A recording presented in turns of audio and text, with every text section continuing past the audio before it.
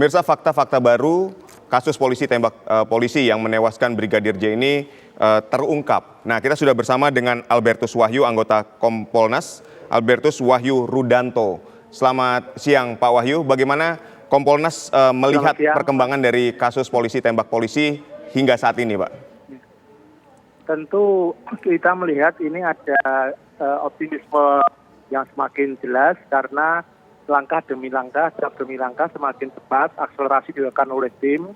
Kami Kompolnas yang terlibat langsung sebagai tim khusus ini untuk mendampingi, mengawasi dan mengawal dan perkembangan kan hari ini baru saja dilakukan prarekonstruksi. Itu memang yang menjadi dorongan kami sejak awal.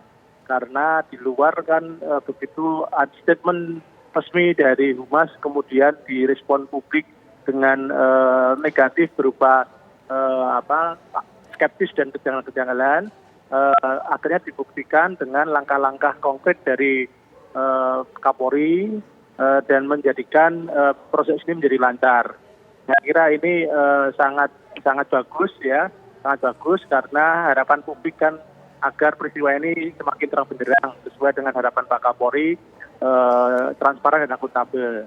Apalagi baru saja kemarin untuk kedua kalinya Pak Presiden menyatakan agar usut tuntas, jangan nanti tutupi.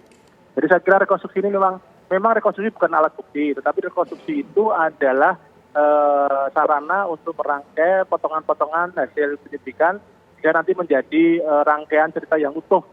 Dengan demikian akan lebih mudah kita untuk melihat ini semua. Ya. Baik. Ya.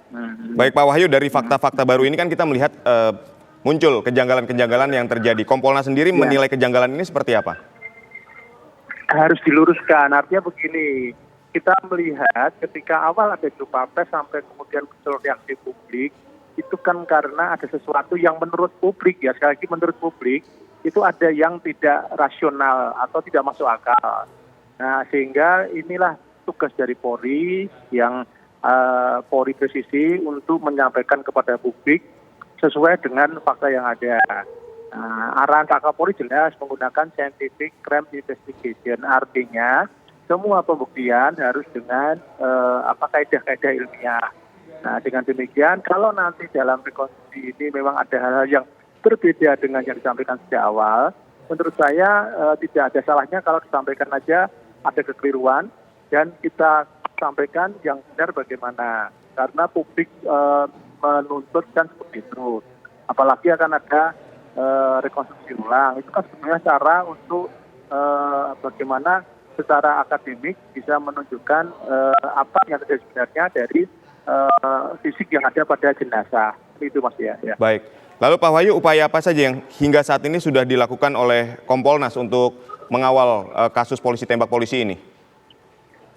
Kompolnas secara intensif selain melakukan pengawasan juga memberikan masukan-masukan. Kebetulan tim kami ini yang satu Pak Beni Mamoto punya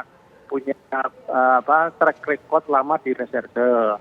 Lalu Bu Pungki itu juga mempunyai track record pernah menangani beberapa kasus-kasus yang berkaitan dengan pengungkapan fakta-fakta lapangan. Terakhir Bu Pungki terlibat dalam tim TGPF yang di Papua yang meninggalnya berita.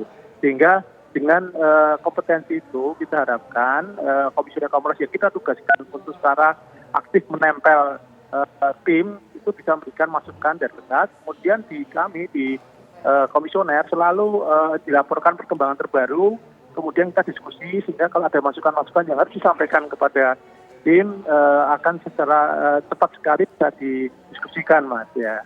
Baik. Dan terbukti kan beberapa langkah-langkah terakhir otopsi ulang yang tadinya pihak Polri keberatan pun akhirnya setelah kita lihat kalau tidak dilakukan maka akan timbul resistensi dari publik. Walaupun sebetulnya kalau secara akademik dokter di kepolisian itu sudah punya kualifikasi yang memadai dan jadi dokter disumpah juga. Tetapi karena ada keraguan publik dan Kapolri yang menyetujui, nggak apa-apa lah dilakukan otopsi ulang. Toh ini kan juga kebaikan untuk melihat kasusnya agak lebih benderang, Mas ya. Baik, Kompolnas sendiri melihat adanya otopsi ulang, bahkan 3 matra dari TNI juga turut terlibat, ini seperti apa? Libatkan ya. Lebih bagus karena begini, kalau secara normatif akan cukup dari tim forensik kepolisian Polri.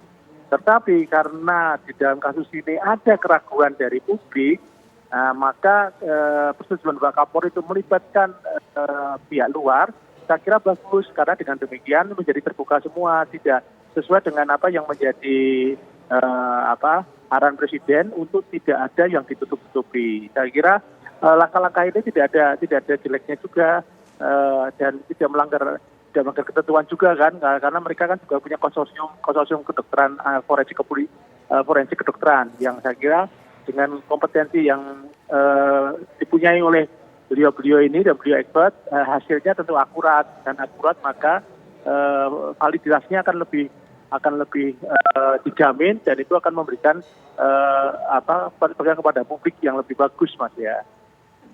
Baik, lalu apakah ada kesimpulan dari sepanjang Kompolnas ini mengawal kasus ini, apakah ada kesimpulan atau perkembangan kasus yang hari ini sudah disimpulkan oleh Kompolnas sendiri, Pak?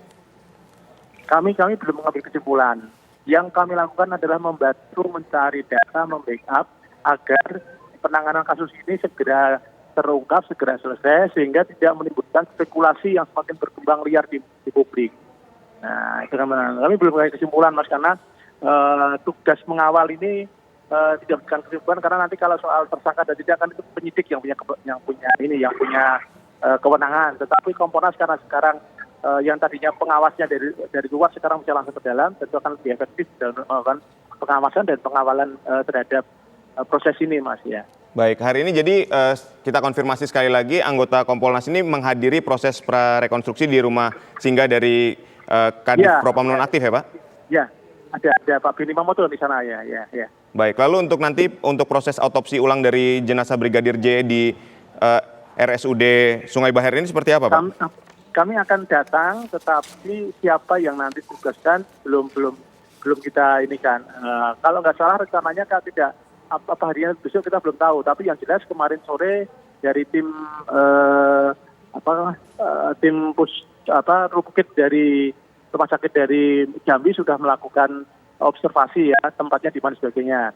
Nah, kami belum tahu kepastiannya apakah hari ini apakah besok.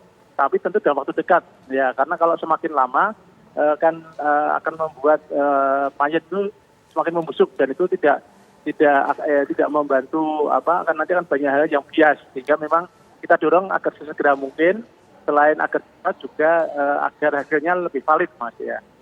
Baik. Tadi Pak Wahyu menjelaskan kan ada mengikuti proses prarekonstruksi, terus nanti juga akan mengikuti proses autopsi ulang dari jenazah Brigadir J. Lalu upaya apa lagi yang akan dilakukan oleh Kompolnas ini, Pak?